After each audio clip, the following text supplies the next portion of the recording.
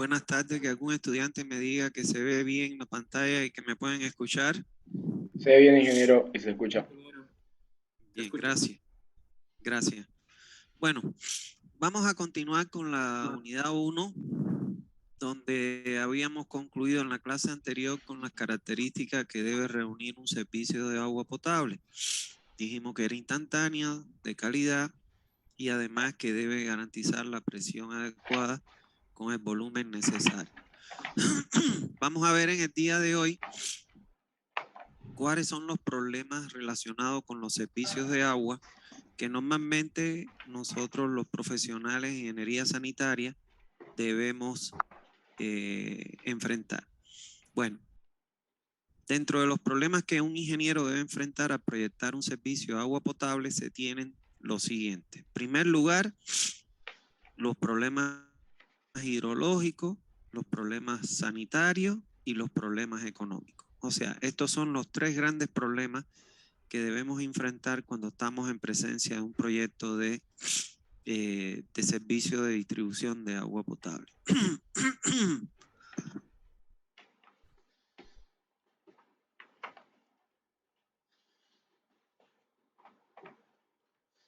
Vamos a ver ahora las características que tienen cada uno de estos problemas. En primer lugar, los problemas hidrológicos. Dentro de los problemas hidrológicos nosotros debemos enfrentar la detención o sea, detectar las posibles fuentes. Generalmente cuando nosotros vamos a hacer un proyecto de un sistema de distribución de agua, no nos conformamos con una sola fuente.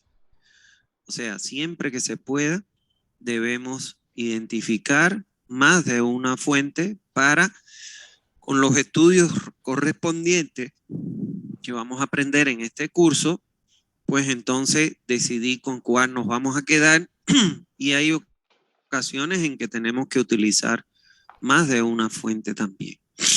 Por otro lado, las restricciones en la captación en tiempo, cantidad y calidad.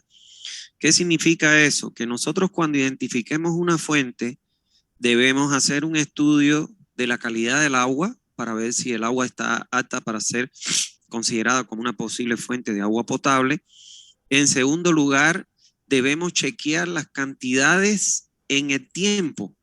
O sea, nosotros tenemos dos grandes épocas que son las que caracterizan un sistema hidrológico, que son la temporada de invierno y la temporada de verano.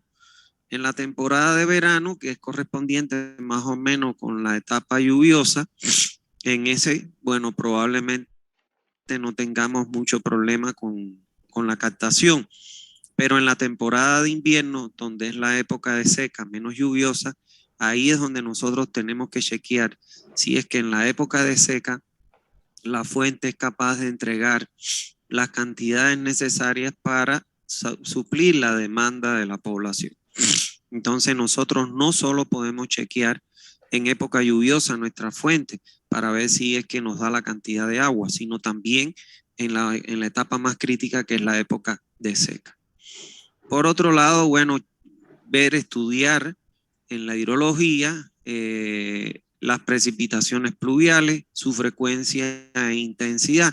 Esto tiene que ver mucho con el punto que vimos anteriormente. En épocas lluviosas, lógicamente que la frecuencia y la intensidad es mayor que en épocas de seca, por eso es que debemos hacer un balance, pero fundamentalmente debemos chequear si es que en la época menos lluviosa una fuente es capaz de entregar la demanda de agua que vamos a recibir de la población. ¿Está bien?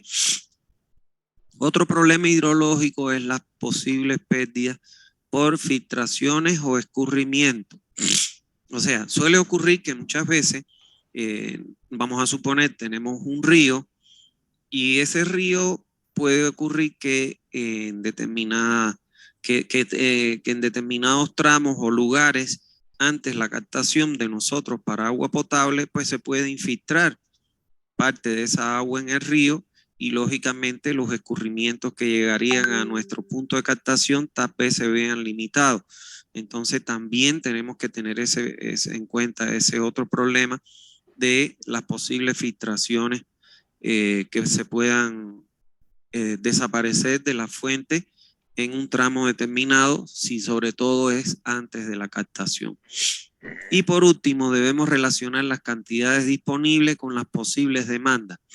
O sea, nosotros en el proyecto, por cálculo, vamos a saber cuánto es la demanda de agua, o sea, el caudal que nos va a demandar la población que queremos abastecer. Entonces, ese caudal tenemos que ver si efectivamente ese caudal es posible que nos lo dé nuestra fuente, sobre todo en la época más crítica, que es la época, como le decía, de estiaje o de seca o de sequía. ¿Está bien? Entonces hay que establecer esa demanda, esas cantidades disponibles con las posibles demandas, y eso puede generar que a lo mejor esa fuente tenga muy buena calidad, pero que no me dé la cantidad de agua necesaria, y por ende tengamos que acudir a otra fuente para completar el déficit que pudiéramos tener. ¿Está bien? Bueno, el otro problema que tenemos que enfrentar son los problemas sanitarios. En relación con los problemas sanitarios, hay que tocar dos aspectos fundamentales. En primer lugar, los tratamientos que se necesitan para la purificación del agua captada. ¿Qué significa eso? Que si el agua que nosotros vamos a hacer, la fuente que nosotros vamos a seleccionar, debemos tomar una muestra, llevarla al laboratorio de calidad del agua y, bueno, ver si cumple con los parámetros para hacer un agua potable. Si no cumple con al menos uno de los 28 parámetros que vamos a aprender acá, entonces estaríamos en presencia de un agua no potable y por ende tenemos que diseñar una planta potabilizadora, que sería esta que se ve aquí, para poder retirar las impurezas que hacen que esa agua no sea potable, para transformarla en un efluente de la planta que cumpla con los requisitos de calidad de agua para su consumo por parte de la población. Ahora, el otro aspecto o el otro problema sanitario que debemos enfrentar es los tratamientos de aguas residuales antes de su disposición final. Y ustedes dirán, bueno, pero si estamos en agua potable, ¿por qué me están pidiendo los tratamientos de aguas residuales antes de su disposición? No es que yo, cuando haga un proyecto de agua potable, tengo que resolver el problema del agua residual. Solo que debo tomar en cuenta, por ejemplo, aquí se ve una acumulación de agua. Probablemente en esta zona no existe un alcantarillado. ¿Y qué puede estar pasando? Que aquí está enlargando el agua residual a la cuneta de las calles, como muchos lugares en Santa Cruz, en muchos lugares de Santa Cruz ocurre, donde no hay alcantarillado. Si me largan el agua a la cuneta de las calles, el proyecto que yo voy a hacer de distribución de agua justo va a pasar a 80 centímetros del cordón de la acera y con una profundidad a 1 metro del cordón de la acera y con una profundidad de 80 centímetros. Si en caso que se produjera una rotura del agua potable, esta puede contaminarse con esta agua residual que está en la superficie y lógicamente me puede contaminar el agua que yo estoy distribuyendo a la población. Entonces eso puede ser fatídico. ¿Por qué? Porque me puede contaminar el agua con coliformes fecales y Escherichia coli y desatarme las enfermedades de origen hídrico. Entonces, ¿qué significa eso? No es que yo voy a resolver ese problema, pero en mi proyecto yo voy a recomendar, dentro de mis recomendaciones finales, de que este proyecto no se ejecute hasta tanto se resuelva el problema de la disposición final de las aguas residuales en la calle. ¿Por qué? Porque esto puede provocar una contaminación del agua potable y desatar enfermedades de origen hídrico. O sea, lo que yo voy a hacer es advertir en mi proyecto que se resuelve el problema de la del vertido de las aguas residuales a la cuneta de la calle, porque puede traer problemas serios una vez ejecutado. ¿Está bien?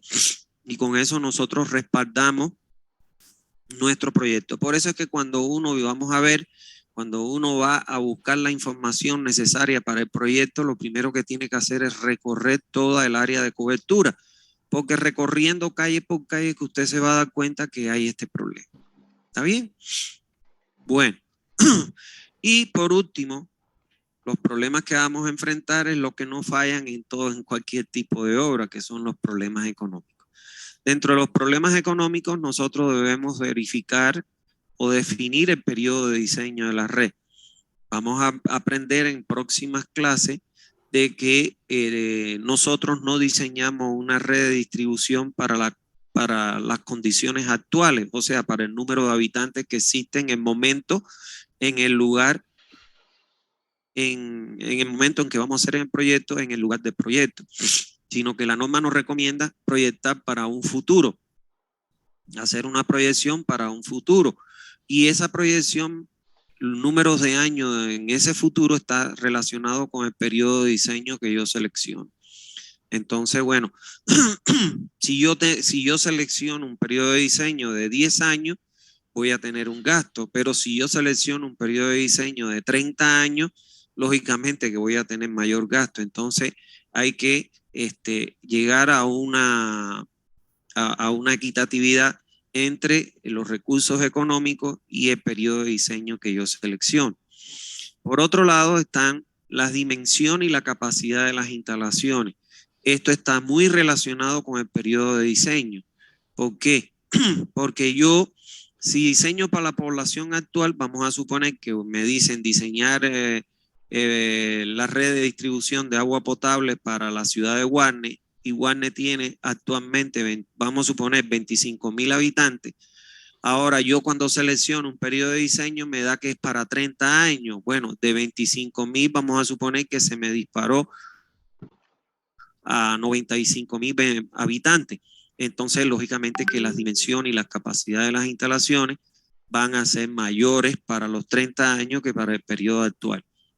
Entonces, eso también entra a jugar, está todo vinculado con el periodo de diseño y lógicamente con la población futura que yo quiero calcular. En tercer lugar está el nivel de calidad de agua que ha de garantizarse.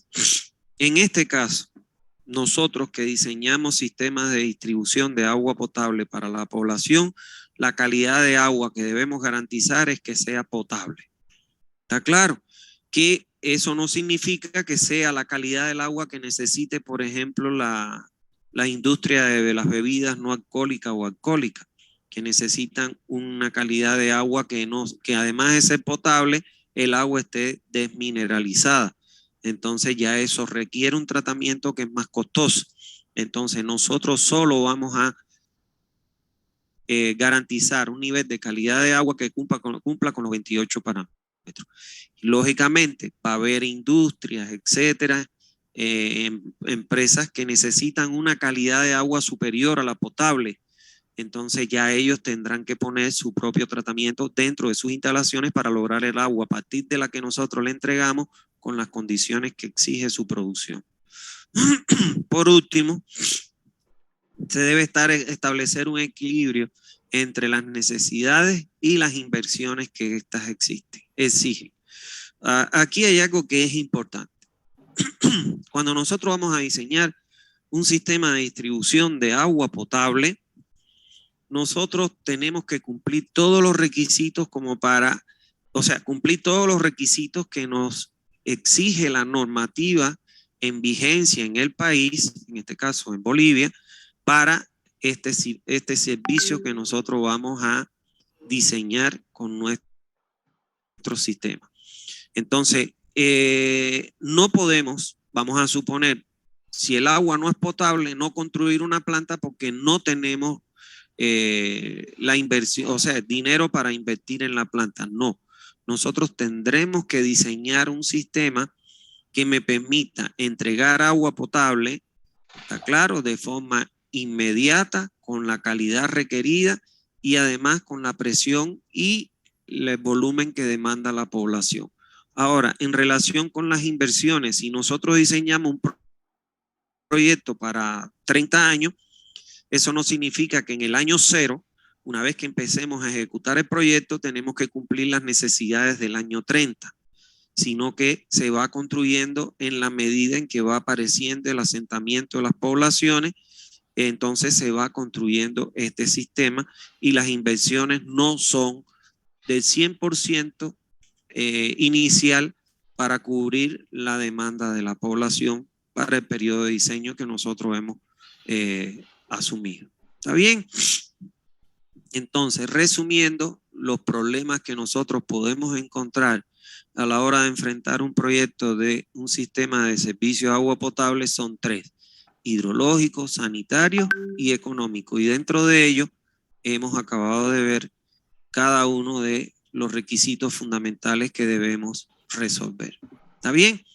Bueno, si ustedes se recuerdan, nosotros en la primera clase que dimos la semana pasada, en miércoles, nosotros hablamos que un sistema de distribución de agua potable contaba de la fuente, contaba de la planta potabilizadora, la conductora, la construcción posible de una estación elevadora o de un tanque de almacenamiento, dependiendo de las condiciones topográficas, y de la red de distribución. Ahora, dentro de esas componentes que les acabo de mencionar, existen elementos que son básicos para el servicio de agua. ¿Qué significa elementos básicos para el servicio de agua?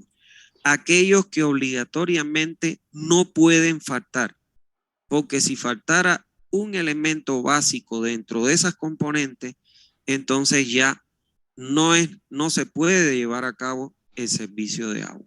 Entonces vamos a clasificar en elementos básicos aquellos que son indispensables, que no pueden faltar, y elementos no básicos, aquellos que pueden o no aparecer dentro del sistema o del servicio, dependiendo de las características que tenga la zona, la calidad del agua, etcétera. ¿Está bien?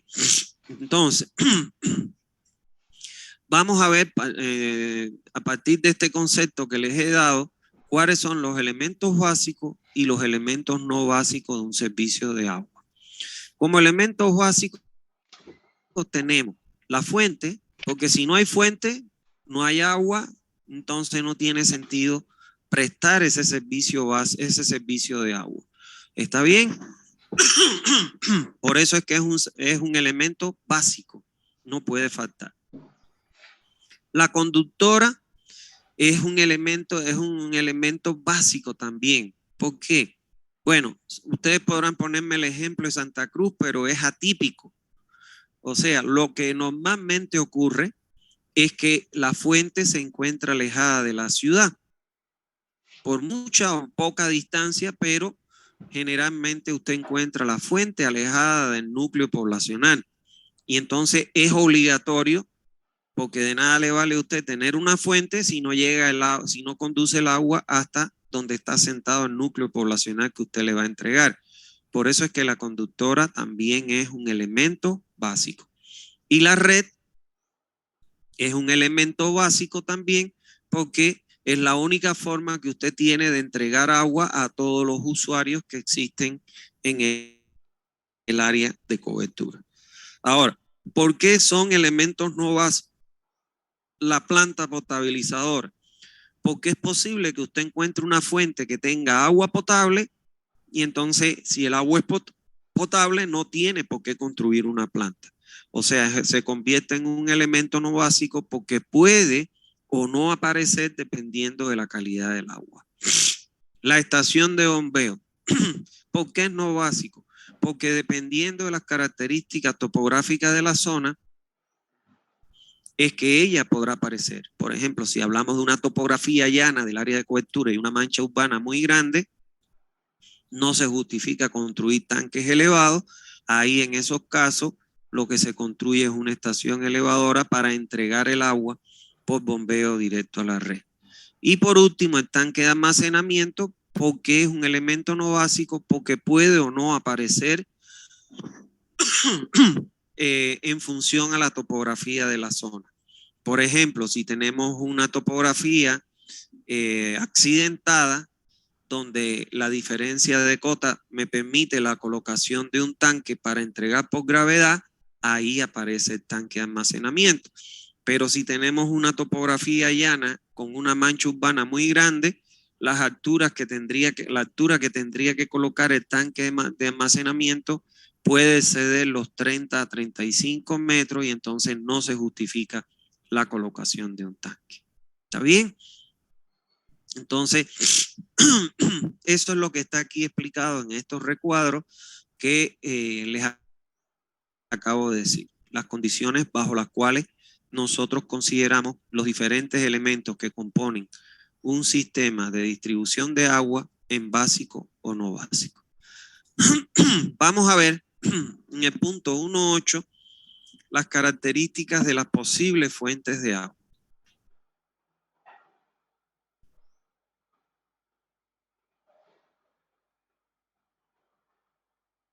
No, internet, maldito.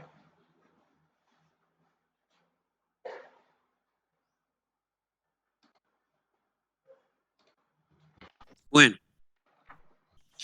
dentro de las características de las posibles fuentes de agua, podemos decir que las fuentes de agua es dentro de un sistema de abastecimiento el objeto más importante, ya que la misma define el tipo de captación para obtener el agua de la fuente, la necesidad de purificarla o no, dependiendo de la calidad que tenga, y por supuesto el tipo de conducción hasta el sistema de distribución.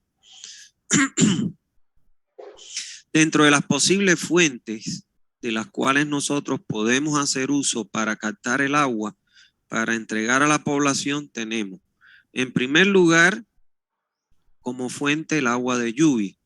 En segundo lugar, las fuentes superficiales, entiéndanse como fuentes superficiales, aquellas masas hídricas que pueden estar en movimiento, estacionarias, tales como los ríos, los arroyos, los lagos, las quebradas, las lagunas, los embalses de las presas, etc.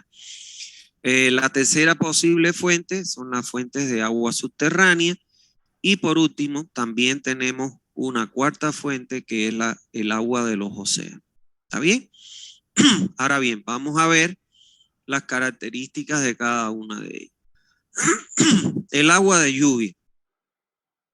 Bueno, el agua de lluvia nosotros la podemos captar directamente desde la superficie de los techos a través de un sistema de canaleta y una bajante pluvial y almacenarla directamente, con lo cual ya tendríamos captado esa agua. El agua de lluvia es una de las aguas más puras de las que podemos encontrar. No nos olvidemos que el agua de lluvia es el resultado de un proceso de destilación. ¿Por qué? Porque el agua que era superficial, esta agua, lógicamente, mediante la luz solar, el calor se evapora. Y esa agua, al evaporarse, vapor de agua ya es un agua destilada. Y eso va a las nubes, donde se condensan en las nubes y bueno, después cae en forma de lluvia. Entonces, es por eso que esta agua es el agua de mejor calidad de todas las que podemos encontrar. Y además es un agua muy libre, muy suave y libre de sales en solución. Cuando decimos que es un agua muy suave, ¿qué quiere decir eso? Que no tiene sales minerales. Por eso es que hay en muchos lugares, por ejemplo, en mi país es costumbre ver que cuando llueve las mujeres ponen como le dicen aquí, nosotros le decimos las palanganas, para recoger el agua de lluvia, ponen su balde o lo que sea para recoger el agua de lluvia, porque esa es un agua muy suave y cuando se lavan el cabello, lógicamente que el pelo le queda suave, le queda un pelo liso, suave como tal. Entonces, ¿cuál es la diferencia con el resto de las aguas? Bueno, que ya las otras aguas de las otras fuentes contienen sales minerales y eso cuando se lavan, cuando un agua no es suave, o sea que no es blanda, es dura, se lavan el cabello y el cabello queda permasado. De ahí es que surgen los champúes y los suavizantes por el problema de la calidad del agua. ¿Está bien? Entonces, su fuente principal de contaminación, ¿cuál sería? La contaminación en el ambiental, porque el agua es el solvente universal por excelencia y absorbe todo lo que hay en el medio ambiente, y sobre todo la contaminación que puede existir en la superficie por donde tejado o de donde ella vaya a caer hasta el lugar de captación. La dificultad que tenemos con este tipo de fuente, que es el agua de lluvia, es que no todo el año llueve. O sea que hay periodos de seca e inclusive años redondos en seca, de mucha sequía, lo cual hace que esta fuente no nos permita disponer de los volúmenes de agua requeridos durante todo el año. Por eso es que nosotros, a pesar que es el agua de mejor calidad, la desechamos como fuente porque la cantidad es lo que nos dificulta el usarla como una posible fuente por su déficit en periodos sobre todo de seca.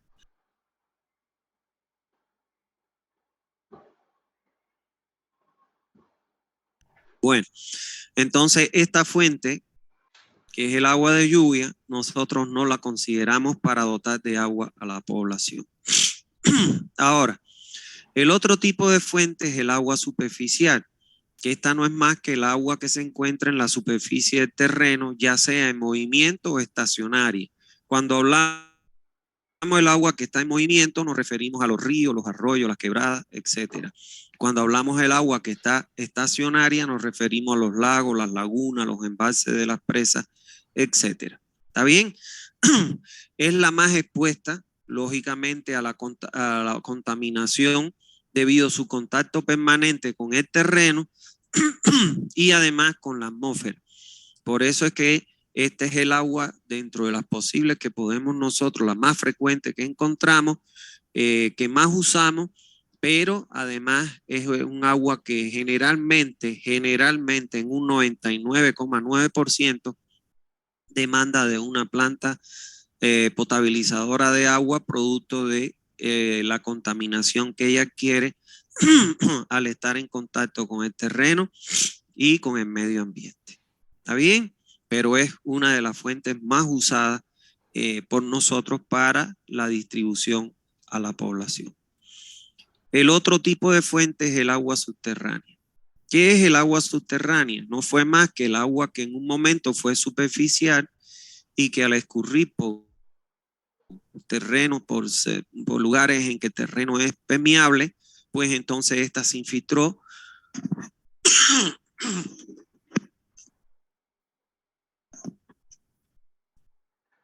esta se infiltró hasta llegar a estratos impermeables en el subsuelo, almacenándose en lo que se conoce con el nombre de los acuíferos.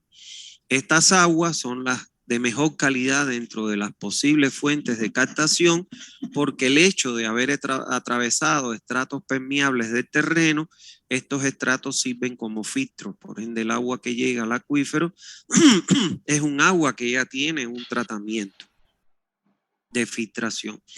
El problema que muchas veces se presentan con estas aguas subterráneas es que en primer lugar son aguas duras. ¿Por qué? Porque al estar en contacto con estratos impermeables, sobre todo fundamentalmente estratos rocosos, esto le transmiten sales minerales, lo que le da la dureza al agua. Pero además pueden encontrar partículas de hierro, manganeso y de aluminio.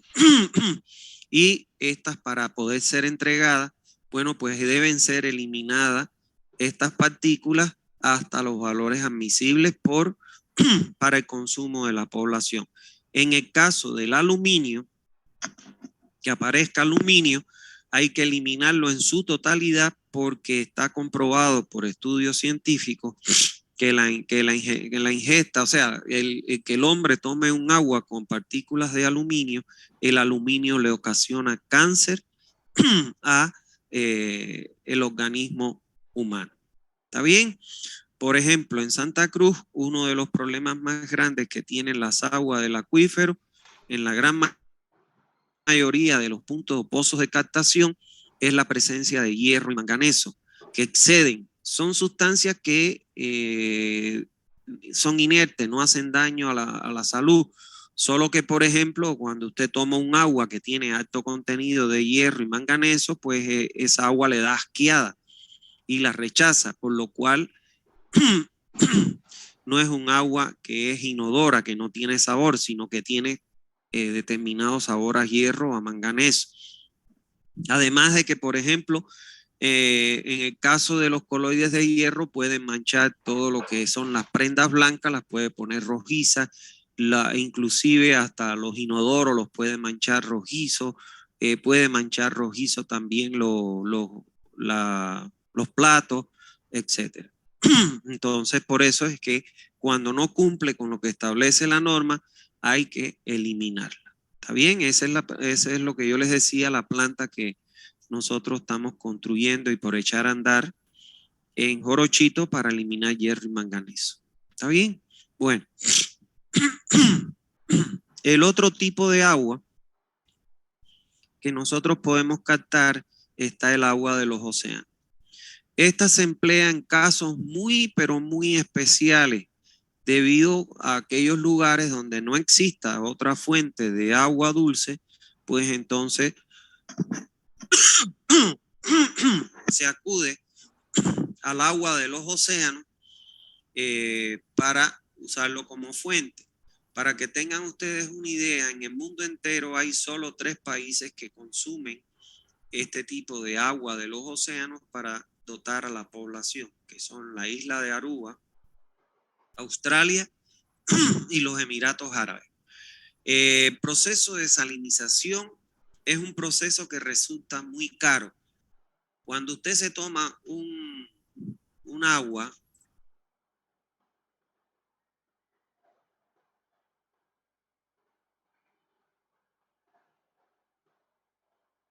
cuando usted toma un buche de agua de mar, un agua del océano, es el mejor purgante que usted puede encontrar. Usted se toma un buche de agua y vomita hasta largar la bilis.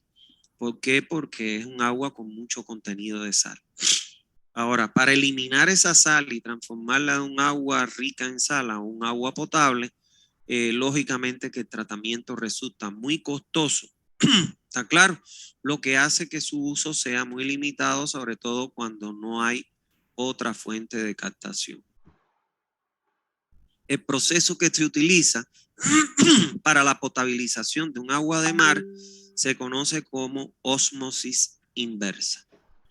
Para que ustedes tengan idea, un equipo de ósmosis inversa para tratar el agua en un domicilio está costando alrededor de los 1.500 a los $1.700. Ahora imagínense ustedes para una ciudad cuánto costaría el proceso de salinización del agua. ¿Está bien? Este motivo de la calidad del agua y lógicamente la falta de recursos que tienen nuestros países del tercer mundo hace que esta fuente sea también desechada, no por la cantidad, sino por la calidad del agua y el costo de la desalinización.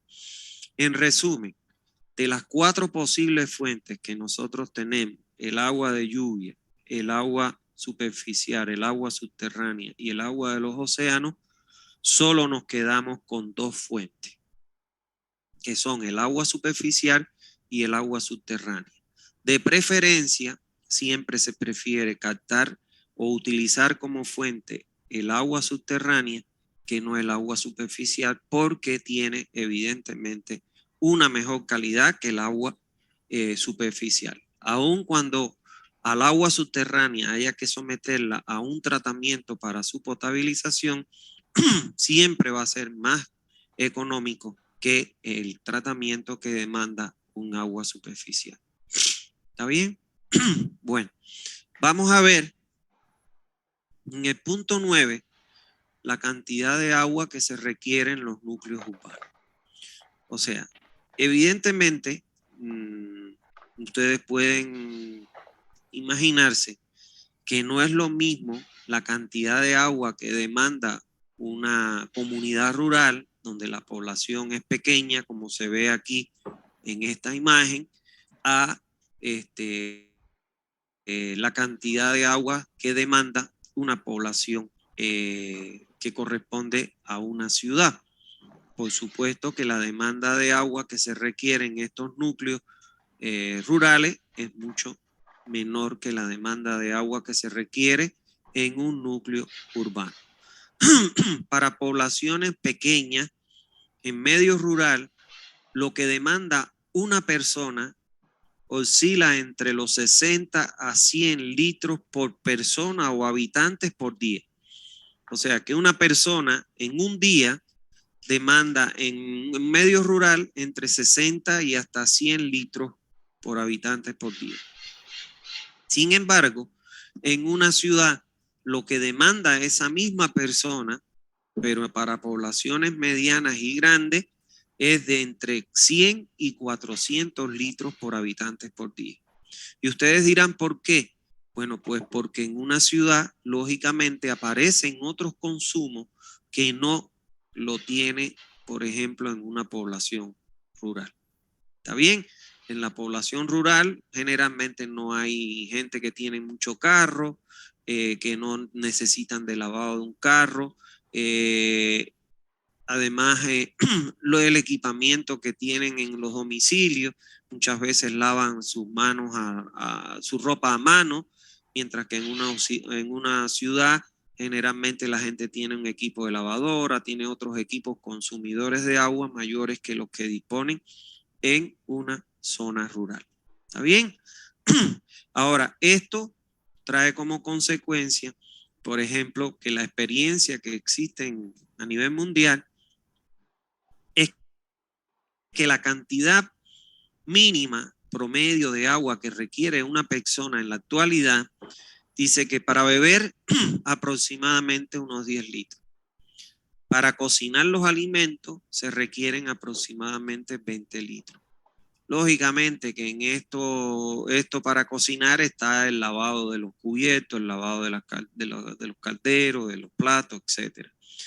Para el aseo personal, o sea, para bañarse, se requieren aproximadamente unos 30 litros. Para lavar la ropa de una persona se requieren aproximadamente 40 litros. Para limpiar el domicilio, o sea, las habitaciones, la sala, la cocina, lo que cuente el domicilio, alrededor de unos 50 litros. Y para la disposición de los desechos, entiéndase como esto, el largar el inodoro por orinas y heces fecales, aproximadamente unos 70 litros. Lo cual, si sumamos, tenemos que la cantidad mínima promedio es de 220 litros por persona. Ahora, esto lógicamente que va a depender de los hábitos y costumbres de cada persona y por supuesto del lugar donde se encuentre esa persona. Por ejemplo, les puedo decir que en Santa Cruz, Aguapac, la dotación media de agua por persona es de aproximadamente 120 litros por habitante y por día. ¿Está claro? 120. Aquí estamos hablando de una media general de 220 litros. Entonces, si nos vamos a Estados Unidos, la dotación oscila alrededor de los 360 a 400 litros por habitante y por día. Entonces, depende de el lugar, la disponibilidad económica de las personas, del equipamiento que tengan en su domicilio, de los hábitos y costumbres. Si estamos en clima frío, se demanda menos dotación. Si estamos en climas cálidos, se demanda mayor dotación. Cuando yo le hablo de dotación media, es el promedio de los consumos registrados durante los 12 meses de un año, donde se incluyen la época de invierno y la época de verano. ¿Está claro? En verano en Santa Cruz se consume alrededor de 150 a 160 litros por habitantes por día. En invierno en Santa Cruz se consume entre 60, 80 y hasta 90 litros por habitantes por día. Es lógico, en invierno, bueno, pues no es lo mismo el consumo de agua que en verano. Ahora, si usted compara la dotación de Santa Cruz con la de La Paz, se va a dar cuenta que en La Paz se consume menos agua que en Santa Cruz, por lógicamente el clima frío que hay en ese lugar. ¿Está bien? Ahora, la forma en que se expresan este concepto es importante que ustedes ya lo dominen desde ahora hasta el resto de su vida que vayan a ejercer la profesión, porque es un concepto fundamental. Esto se lo tienen que aprender ya. Dice, la forma en que se expresan las necesidades de agua vista anteriormente se le denomina en la ingeniería sanitaria como dotación. ¿Está claro? Que no es más que la cantidad de agua que necesita en un día una persona. Y se expresa la dotación. La dotación se calcula dividiendo el caudal dividido la población. O sea, el caudal que demanda la población entre en los números de habitantes que tenga esa población. ¿Está claro? El caudal yo lo puedo expresar en litros por día y la población está en habitantes. Entonces, si yo divido litros por día entre los habitantes, esto lo puedo pasar multiplicando los habitantes para arriba y entonces me queda litros por día que multiplica a 1 sobre habitante. Y esto me da que la dotación se expresa en litros por habitante y por día. Si vemos acá, la dotación para en poblaciones pequeñas entre 60 a 100 litros por habitantes por día y en poblaciones grandes entre 100 y 400 litros por habitantes por día. ¿Está bien? Entonces, este concepto ya ustedes tienen que aprendérselo porque vamos a hablar de él desde hoy hasta que se termine la materia. ¿Está bien? Bueno, eso es lo que teníamos previsto para la clase de hoy, donde hemos concluido con la unidad 1 y el próximo miércoles vamos a comenzar con la unidad 2. Entonces, cualquier pregunta, cualquier duda que ustedes tengan, estoy presto para contestarle. Yo tengo una duda, ingeniero. Dime. Dijo que, bueno, que la labor era hacer llegar agua potable hacia la población, pero en pueblos, bueno, y no solo en pueblos, igual en ciudades como en Brasil y estos lugares, el agua no es necesariamente potable. ¿Eso es por un caso especial o igual se puede? O sea, igual se puede dar ese tipo de situaciones, de que no necesariamente llega agua potable a la población. Claro. No. El agua que se le tiene que entregar a la población siempre tiene que ser un agua potable. ¿Está claro? En ciudades como, o pueblos en Bolivia, o en ciudades en Brasil que no exista el agua potable, es porque no están cumpliendo con la normativa en vigencia en el país en que se encuentra. Por ejemplo, en Bolivia, la autoridad del agua, que es la autoridad como la autoridad bancaria, de juego, todas esas cosas, es la autoridad que se encarga de garantizar que la distribución de agua potable a la población sea potable. ¿Está claro? Entonces, esa autoridad del agua tiene que exigir a la empresa que está encargada del servicio de entregar un agua potable. ¿Cómo lo hace la autoridad del agua? Por ejemplo, las cooperativas aquí en Santa Cruz están obligadas a entregar informes trimestrales y semestral y un informe anual. En esos informes deben incluirse los análisis de laboratorio, de la fuente y de distintos puntos que recomienda la norma en la red de distribución. Cuando esos informes son revisados y se encuentra que el agua no es potable porque incumple al menos un parámetro o varios parámetros, la autoridad del agua le dice a la empresa que preste el servicio a la cooperativa que tiene ese problema, que tiene que adecuarse a la norma. Y si no se adecua, puede ser sujeta a una sanción. Esas sanciones pueden ir desde económica hasta que le quiten la licencia para operar ese sistema de distribución de agua. ¿Está claro? Entonces, muchas veces lo que pasa es que esta autoridad del agua no está funcionando adecuadamente y lógicamente por eso es que se escapan pueblos y lugares que no hay agua potable. Yo les puedo decir, no vayamos muy lejos. En Santa Cruz existen cooperativas que entregan agua a la población que no es potable. ¿Por qué? Porque una cooperativa donde, por ejemplo, el parámetro de hierro y manganeso no cumpla, entonces ya no es un agua potable.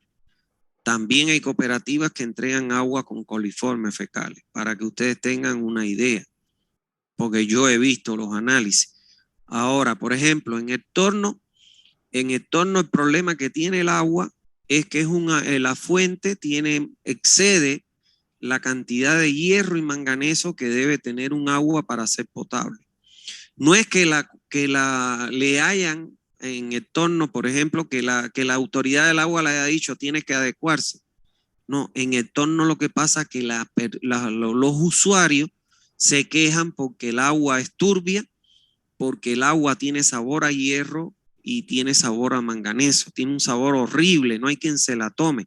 Entonces la población los ha acorralado a la cooperativa de que tienen que resolver ese problema. Resultado de ello fue que ellos nos hablaron para que nosotros le construyéramos, ya esta es la segunda planta que nosotros le construimos, porque tienen la desgracia que cada vez que perforan un pozo, hay exceso de hierro y manganeso por la zona donde ellos se encuentran. Y entonces, bueno, por eso es que se le construyen estas plantas para hacer cumplir eso. Pero aquí, por ejemplo, Cospail no tiene problemas fuertes de hierro y manganeso. Nosotros una vez le hicimos una propuesta y ellos dijeron que no era importante, que no, la gente no había protestado. Y entonces, y sin embargo, le entregan a la autoridad del agua esos reportes, pero la autoridad del agua no les dice nada. Zaguapar igual, Zaguapar tiene problemas de hierro y manganeso en muchos lugares.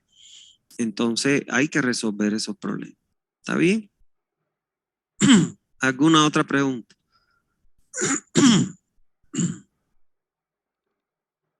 ¿Otra pregunta que tengan, porfa? ¿Alguna otra duda? Ingeniero, disculpe, yo no tengo dudas, pero un comentario sobre lo que hablaron en la anterior clase de hacer la visita a la planta que está construyendo, que creo que ya acabó.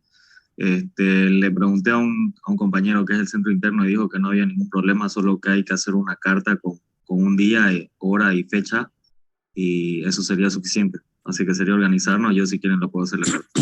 Ya. Yo les voy a avisar. Les voy a avisar por qué. Bueno, hoy ha quedado el grupo San Rafael, que es el grupo que le está vendiendo la bomba y el tablero de control, ha quedado en entregárselo hoy en la tarde, la bomba y el tablero de control. Entonces ellos hoy no pueden venir a buscarlo, la cooperativa. Mañana van a ir a buscar la bomba y el tablero. Nosotros entraríamos el miércoles ya a hacer las instalaciones y la puesta y a poner en marcha la planta. Entonces, cuando ya esté la planta funcionando, yo les aviso, me hacen acuerdo porque a mí se me olvida, porque tengo un montón de cosas en la cabeza, de proyectos y cosas que tengo que hacer. Entonces ustedes me hacen acuerdo y ya podemos ponernos a hacer para que hagan la carta y ponernos de acuerdo para que podamos visitarlo. Pero lo ideal sería que esté ya la planta funcionando para que ustedes vean cómo funciona. ¿Está bien?